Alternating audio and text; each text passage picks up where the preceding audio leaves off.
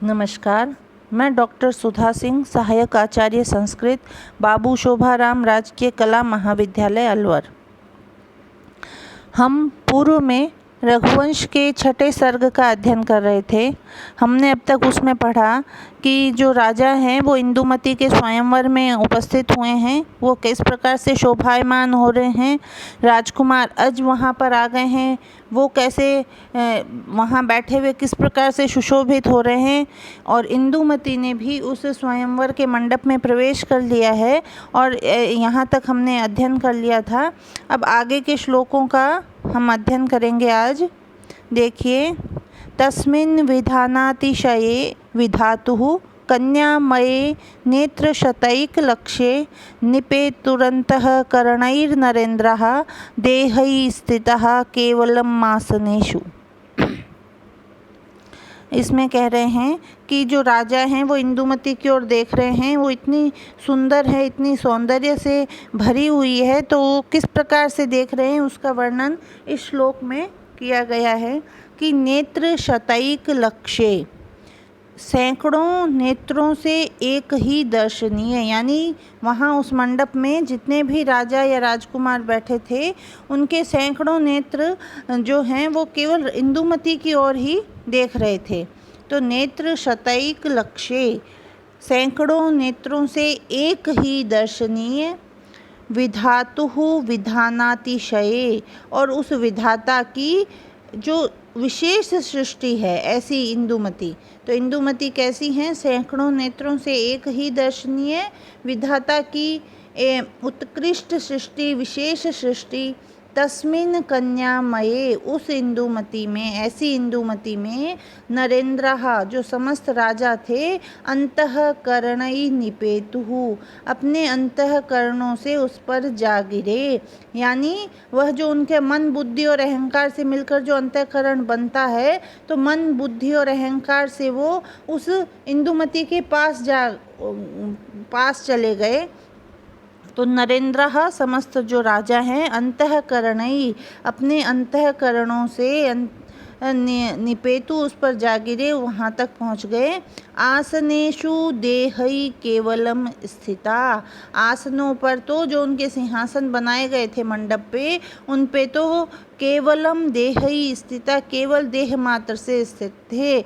यानी जो राजा थे वो केवल देह से तो अपने आसनों पर स्थित थे, अपने सिंहासनों पे बैठे हुए थे, लेकिन मन से, अंतःकरण से वह उस इंदुमती पर जा गिरे। यानी इतनी सुंदर इंदुमती थी कि उसको देखते ही समस्त राजाओं के अंतःकरण उसकी ओर ही मतलब उसके ऊपर ही गिर पड़े, और वो केवल देह मात्र से ही अपने आसनों पर बैठे हुए थे।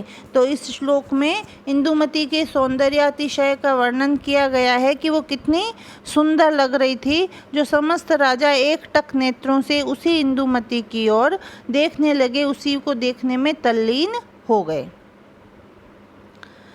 अब इंदुमती को देखकर समस्त राजा श्रृंगारिक चेष्टाएं करने लगे। किस प्रकार से चेष्टाएं कि जिससे कि उनका जो प्रेम है वो इंदुमती को ज्ञात हो, कि वो उसके प्रति प्रकट करने के लिए वो अलग अलग प्रकार की श्रृंगारिक चेष्टाएं करने लगे। तो देखिए अगला श्लोक, ताम प्रत्यभिव्यक्त मनोरथानां महीपतीनां प्रणयाग्रदूत्यः प्रवाल शोभा इव पादपानां श्रृंगार चेष्टा विविधा बभूवुः। अब इसमें कह रहे हैं ताम प्रति अभिव्यक्त मनोरथानाम, ताम प्रति, उस इंदुमती के प्रति, अभिव्यक्त मनोरथानाम, अपने मनोरथ को, अपने प्रेम को अभिव्यक्त करने वाले, महीपति नाम, राजाओं की, प्रणयाग्र दूत्य है, प्रणय की पहली दूती के समान, प्रेम को व्यक्त करने वाली प्रथम दूती के समान, विविधः श्रृंगार चेष्टाः, अनेक प्रकार की श्रृंगारिक चेष्टाएं, पादपानां प्रवाल शोभा इव, पादपों की, वृक्षों की जो प्रवाल है, यानी जो कोंपलें निकलती हैं, जो पल्लव निकलते हैं छोटे छोटे, उनकी कांति के समान बभूवु हो रही थी। तो जिस प्रकार से वृक्षों पर नवीन कोंपलें सुशोभित होती है, उनकी जैसी कांति होती है, जो अग्र मतलब उस प्रस्फुटित ही हो रही है, उसी प्रकार राजाओं ने अपन विविध प्रकार की श्रृंगारिक चेष्टाओं से अपने प्रेम को उन्होंने अभिव्यक्त किया। प्रणय की अग्रदूती के समान, जैसे जो प्रथम दूती होती है जो प्रेम को व्यक्त करती है, उसी के समान उनकी श्रृंगारिक चेष्टाएं राजा की होने लगी थी। जो वो कर रहे थे श्रृंगारिक चेष्टाएं, कभी अपने मतलब भ्रूभृंग से रिझाना, हाथों से अपनी ओर बुलाना। तो यहाँ जैसे वृक्षों की श्रृंगारिक चेष्टाएं पत्तों से अभिव्यक्त मानी जाती है, पत्तों का हिलना यानी हाथों से अपनी ओर बुलाना, भ्रूभृंग से रिझाना आदि। तो इसी प्रकार राजाओं ने भी अनेक प्रकार के मनोभावों से इंदुमती के प्रति अपना प्रेम प्रकट करना प्रारंभ कर दिया। अब यहाँ ये श्रृंगारिक चेष्टाएं यहाँ दिखाई दे रही हैं, लेकिन यहाँ हम श्रृंगार जो रस है वो नहीं मान सकते, क्योंकि मल्लिकनाथ जी ने कहा है कि ये केवल श्रृंगाराभास है, आभास है, क्योंकि श्रृंगार रस का लक्षण पूर्णतः घटित नहीं होता।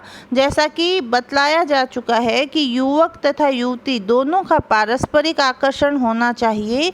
यहाँ इस श्लोक में केवल राजाओं का ही एकांगी आकर्षण है, अतः यह श्रृंगार का आभास मात्र है, वास्तव में श्रृंगार रस नहीं है। तो ये यहाँ पर हमें इस श्लोक में श्रृंगाराभास प्रतीत हो रहा है, वो ही है श्रृंगार रस का।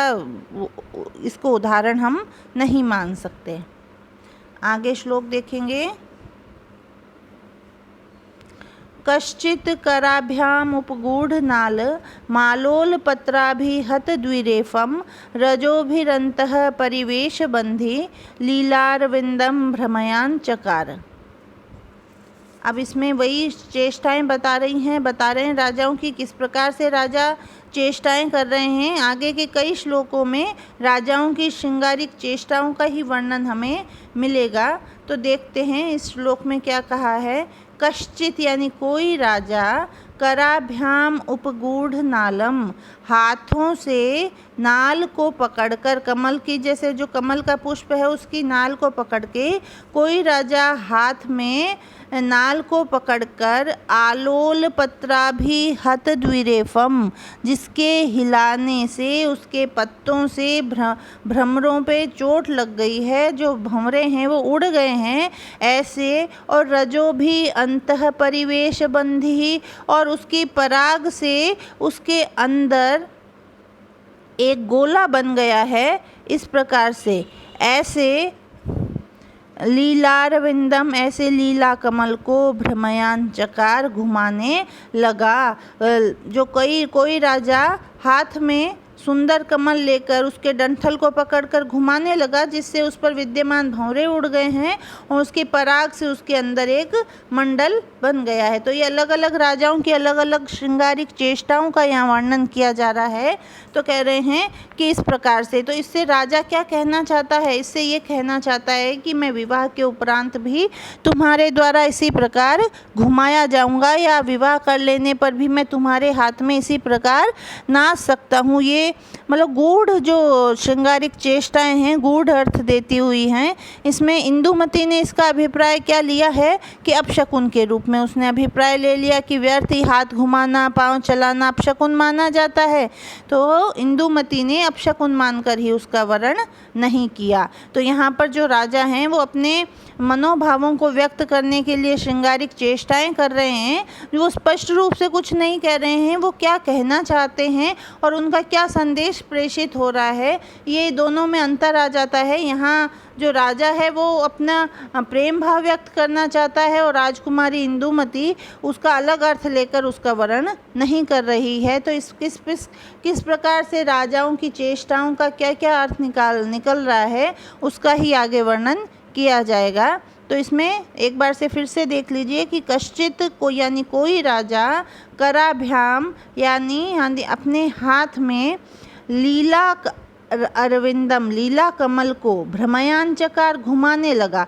कैसे, किस प्रकार से, तो क्या उपगूढ़ नालम उसकी नाल को पकड़कर, आलोल पत्रा भी हत द्विरेफम जिसको हिलाने से, जिसके पत्तों से जो भंवरे हैं उन पे चोट लग गई है और वो उड़ गए हैं, रजो भी अंतः परिवेश बंधी और जिसके पराग से अंदर एक मंडलाकार आकृति बन गई है, मंडल बन गया है।